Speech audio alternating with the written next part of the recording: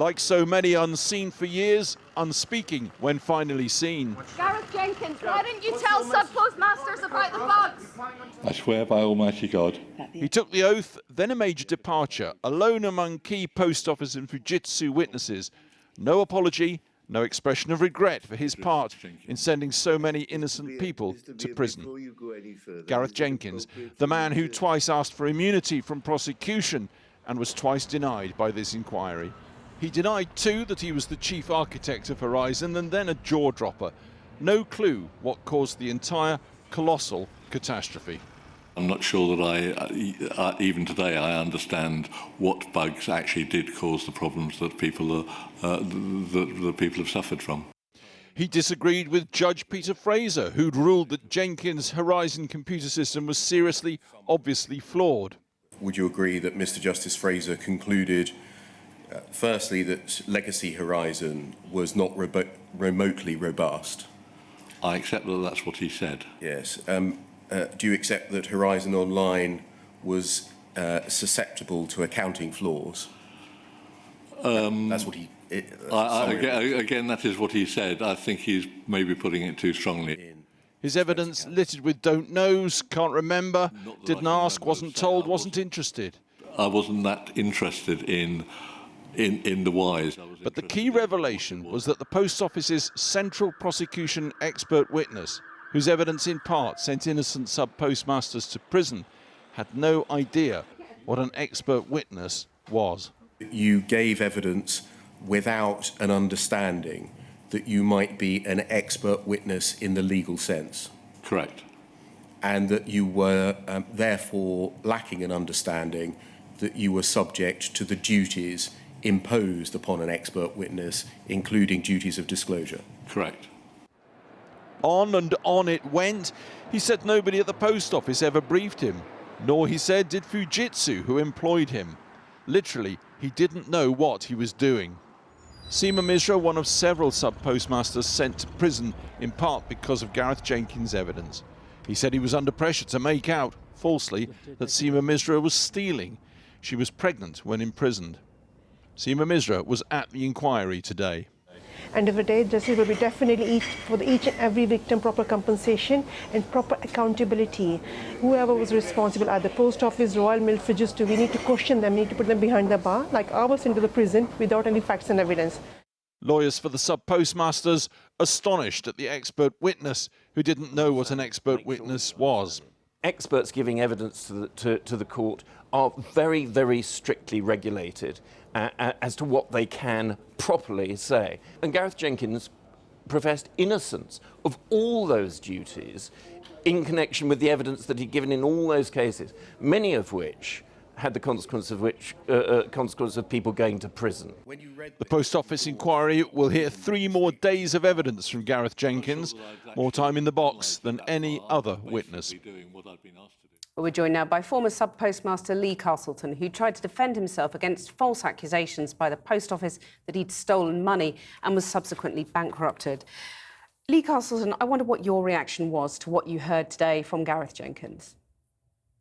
Hi, Kathy. It's just the same, you know, I mean, it's always amazes me how every single time someone gives evidence to the inquiry, they give all of the positives that help them, but never able to give the truth about the things that were hidden, the things that they didn't say, the things that, when you look back, you can see would have made such a difference to people like myself, Seema, and everybody, you know, and those truths never came out. And when he says, you know, the Horizon system, which he created, was working well, do you think he, in a way, can't face up to, you know, what he created that went wrong? He's sort of in denial. Yeah, I mean, when you think about it, it's not really good for him to say, you know, that it was never working. I knew it wasn't working, and therefore I was completely wrong. He needs to defend his position, and it's like giving expert evidence. You know, he says that he was never told that he was giving expert evidence, but all the way down the line, you can hear all the things that he didn't say. He must have known not to say. You know, if you're giving open and honest answers about the unequivocal goods and bads of anything, you have to give bads, but there was never any, when you look at the evidence that was given, you never hear any of the bad sides, and never the negatives throughout all of the original evidence. And you sound sort of wearily accustomed to this performance, but the fact that there was no kind of in-person apology to you or others whose lives were ruined, does that, strike at you? I'm quite happy with that. I don't want an apology. I'm sure that he, whatever goes on in his life or whatever down the line is not going to make any difference to me going forward. And I don't want an apology for what he doesn't mean, really. He did what he did. He'll be judged on what he did. And let's just hear more truth, So you'd like him to face up to what he's done, not a sort of, platitudes. You don't want to hear platitudes. You want him to actually confront what he's done and understand it. Absolutely. It's important that he's shown. What will happen over the next few days is that Jason Beer, who's quite wonderful, will ask him all of those awkward questions that he doesn't want to answer. All of those questions that should have been asked in the very original cases. And all of those answers that he'll choose whether he's going to give now or not. And that will be the measure of the man.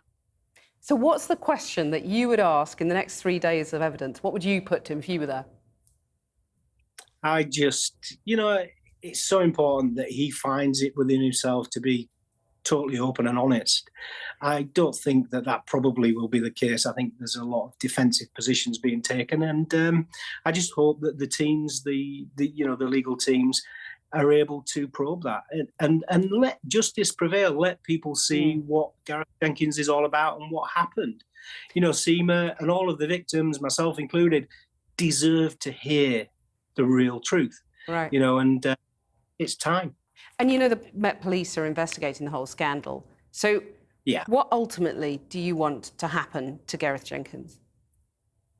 I want just for him to be able to be listened to hear what went on, why people were asking the particular questions that they're asking instead of being totally open and honest, in his case as well, and let him be judged on that, whether that's in a court. One thing that all of the victims were denied was open disclosure and honesty. Disclosure was not very good. People didn't have all the facts.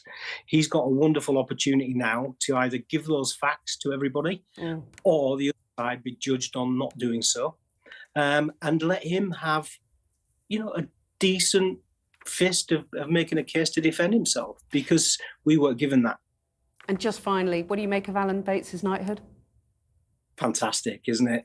What a wonderful thing. And I'm so happy for the recognition for all the group. We've all worked so hard, and I know Alan sort of attributed it to the whole group. And I think it's fantastic. And I'm very, very happy. Lee Castleton, thanks very much. Thank you.